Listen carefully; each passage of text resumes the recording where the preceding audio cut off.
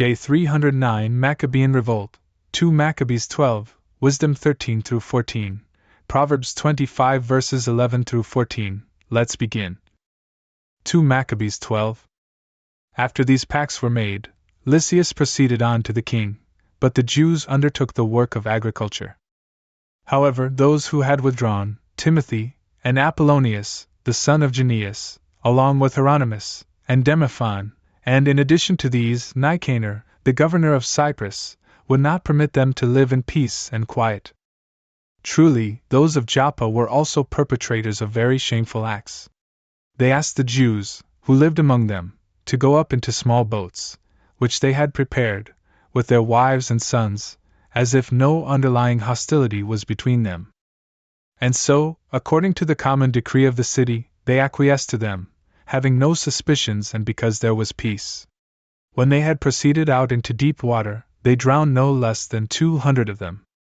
When Judas learned of the cruelty done to the men of his nation, he informed the men who were with him, and, having called upon God, the just judge, he went against the executors of his brothers, and he even set the port on fire in the night.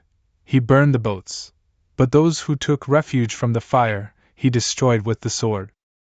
And when he had done these things in this way, he departed, as if he would return again to eradicate all those of Joppa. But when he also realized those who were of Jamnia wanted to act in a similar way to the Jews living among them, he went against those of Jamnia also by night, and he set the port on fire, along with the ships, so much so that the light of the fire was seen at Jerusalem, 240 stadia away. When they had now gone from their 9 stadia, and were making their way toward Timothy, they met in battle with those of Arabia, 5,000 men and 500 horsemen. And when a strong fight occurred, and by the help of God, it ceased favorably, the remainder of the Arabians who were overcome petitioned Judas to give them a pledge, promising to give him pastures and to assist him in other things in the future. Then Judas, thinking that they truly might be useful in many ways, promised peace. And after receiving the pledge of his right hand, they withdrew to their tents. Then he also assaulted a certain strong city, surrounded with bridges and walls, which was inhabited by a crowd from many different nations, the name of which is Casphon. In truth, those who were inside, trusting in the strength of the walls and in the preparations of rations, acted irresponsibly, and they challenged Judas with evil words and blaspheming, as well as by speaking what is not lawful. But Maccabeus rushed fiercely to the walls, calling upon the great leader of the world, who, without battering rams or machines of war, had thrown down the walls of Jericho in the time of Joshua. And, having captured the city through the will of the Lord, he made a slaughter without number, so much so that an adjoining pool, 2 stadia in width, was seen to flow with the blood of the slain. From there, they withdrew 750 stadia, and they came to Charax, to those Jews who are called Tobianites. And Timothy, indeed, they did not find in those places, for he withdrew before he completed any endeavor, having left behind a very strong garrison in a certain place. But Disitheus and Sosipater, who were commanders with Maccabeus, destroyed those who were left behind by Timothy in the stronghold, 10,000 men.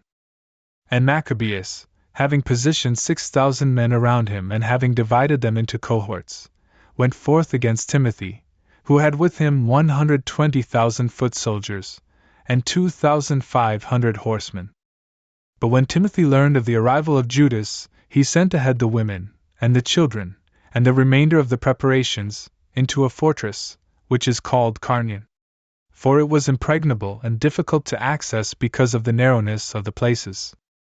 And when the first cohort of Judas had appeared, the enemies were struck with fear by the presence of God, who beholds all things, and they were turned to flight, one over another, to such an extent that they were being knocked over by one another, and were being wounded with the strokes of their own swords. But Judas pursued them vehemently, punishing the profane and striking down 30,000 of their men.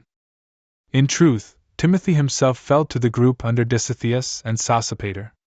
And with much begging, he pleaded with them to release him alive, because he held the parents and brothers of many of the Jews, who, at his death, might happen to be mistreated.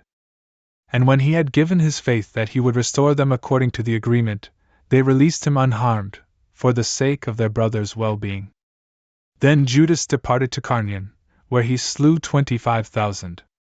After having put to flight or killed these, he moved his army to Ephron, a fortified city, in which there lived a multitude of diverse peoples. And hardy young men, standing upon the walls, put up a strong fight. Moreover, in this place, there were many machines of war, and equipment for casting darts. But when they had called upon the Almighty, who with his power breaks the strength of enemies, they seized the city. And they struck down 25,000 of those who were inside. From there, they went to the city of Scythia, which was 600 stadia away from Jerusalem. But the Jews, those who were among the Scythians, testified that they were treated kindly by them, and that, even in the times of unhappiness, they had treated them mildly. They gave thanks to them, exhorting them to be kind to their people, now and at other times. And they went to Jerusalem, as the solemn days of the 7 weeks were under way. And after Pentecost they marched against Gorgias, the foremost leader over Idumea. And he went out with 3,000 foot soldiers and 400 horsemen. And when they came together, it happened that a few of the Jews were overthrown. In fact, a certain Disitheus, a horseman of Basanor, a strong man, took hold of Gorgias. And when he would have captured him alive, a certain horseman of the Thracians rushed upon him, and cut off his arm, and so, in this way, Gorgias escaped to Marisa. But when those who were with Esdras had fought all day and were fatigued, Judas called upon the Lord to be their helper and leader in the battle. Beginning in the language of the fathers, and loudly extolling hymns, he inspired the soldiers of Gorgias to take flight. Then Judas, having collected his army, went into the city Adullam. And when the 7th day came, they purified themselves according to the custom, and they kept the Sabbath in the same place.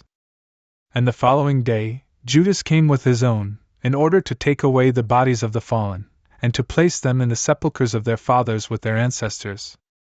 But they found, under the tunics of the slain, some of the treasures of the idols that were near Jamnia, which were prohibited to Jews by the law.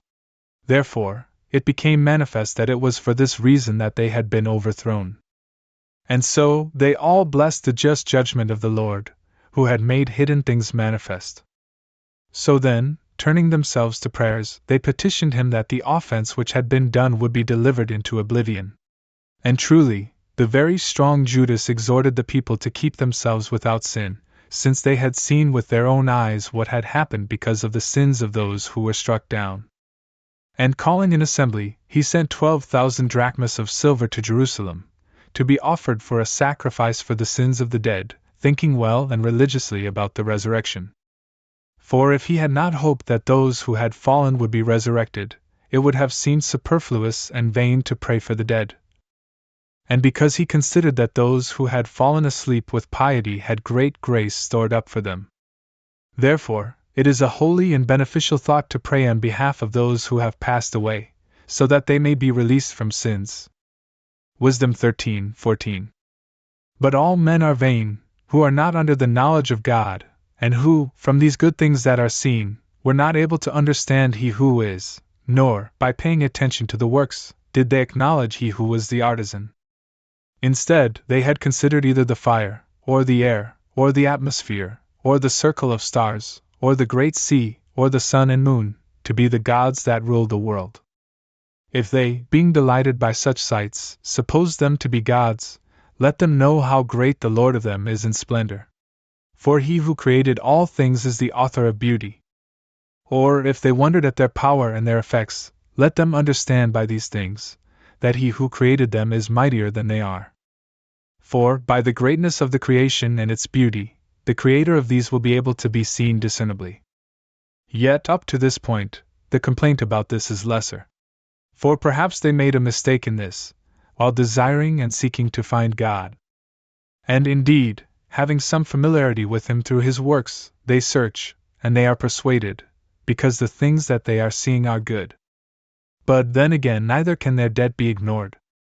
For if they were able to know enough so that they could value the universe, how is it they did not easily discover the Lord of it?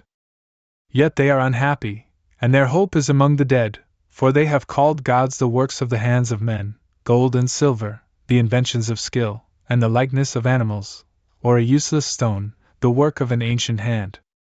Or it is as if a craftsman, a workman of the forest, had cut straight wood, and with his expertise shaved off all of its bark, and with his skill diligently fashioned a vessel practical for use in life. And even the remains of his work were exhausted in the preparation of food.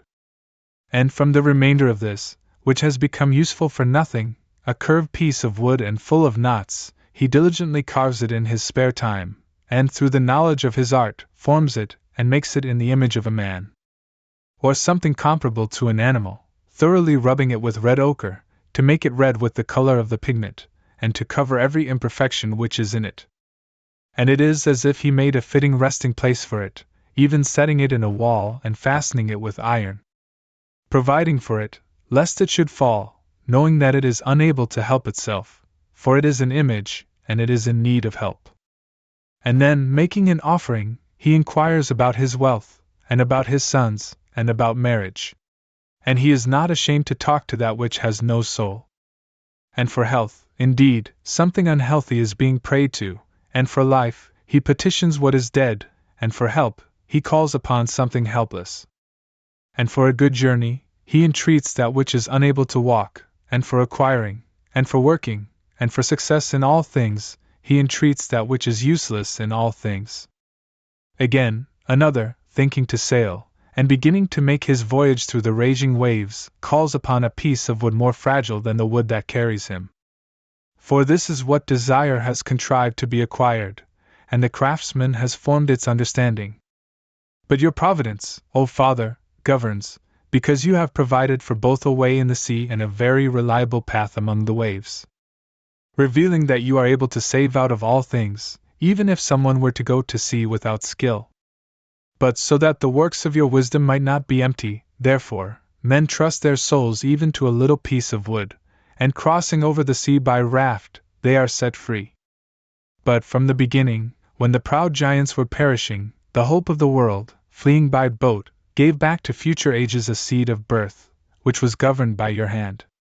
For blessed is the wood through which justice is made. But through the hand that makes the idol, both it, and he who made it, is accursed, he indeed, because it has been served by him, and it, because, though it is fragile, it is called God. But the impious and his impiety are similarly offensive to God. For that which is made, together with him who made it, will suffer torments. Because of this, and according to the idolatries of the nations, there will be no refuge, for the things created by God have been made into hatred, and into a temptation to the souls of men, and into a snare for the feet of the foolish. For the beginning of fornication is the search for idols, and from their invention comes corruption of life. For they neither existed from the beginning, nor will they exist forever. For by the great emptiness of men they came into the world, and therefore their end is soon discovered.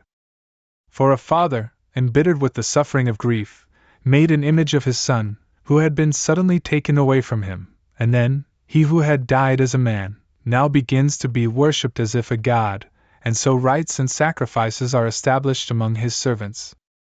Then, in the course of time, iniquity gains strength within this erroneous custom, so that this error has been observed as if it were a law, and this figment has been worshipped at the command of tyrants. And those, whom men could not openly honor because they were far off, a likeness of them was carried from far off, and from it they made a similar image of the king that they wanted to honor, so that, by their solicitude, they might worship he who was absent, just as if he were present. Yet, it passes into their care, and those whom they did not know, they loved because of the excellence of the artist. For he, wishing to please the one who hired him, embellished his art, so as to fashion a better likeness. But the multitude of men, brought together by the beauty of the work, now considered him to be a god, whom they had formerly honored as a man. And this was the deception of human life, that men, serving either their own inclination or their kings, assigned the unutterable name to stones and wood. And it was not enough for them to go astray concerning the knowledge of God, but also, while living in a great war of ignorance, they call so many and such great evils peace. For either they sacrifice their own sons, or they make dark sacrifices, or they hold vigils full of madness. So that now they neither protect life, nor preserve a clean marriage, but one kills another through envy, or grieves him by adultery. And all things are mixed together: blood, murder, theft and fraud, corruption and infidelity, disturbances and perjury, disorder within good things, forgetfulness of God, pollution of souls, alteration of procreation, inconstancy of marriage, unnatural adultery and homosexuality. For the worship of unspeakable idols is the cause, and the beginning and the end, of all evil. For they either act with madness while happy, or they insistently speak wild lies, or they live unjustly, or they are quick to commit perjury. For while they trust in idols, which are without a soul, vowing evil, they hope not to be harmed themselves. Therefore, from both sides it will fittingly happen, because they have thought evil of God, paying attention to idols, and because they have sworn unjustly, in guile despising justice. For swearing is not virtue, but sinning always comes around to a punishment according to the transgression of the unjust. Proverbs 25 verses 11 through 14. Whoever speaks a word at an opportune time is like apples of gold on beds of silver. Whoever reproves the wise and obedient ear is like an earring of gold with a shining pearl.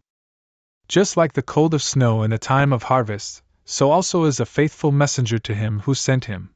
He causes his soul to rest. A man who boasts and does not fulfill his promises is like clouds and wind, when rain does not follow.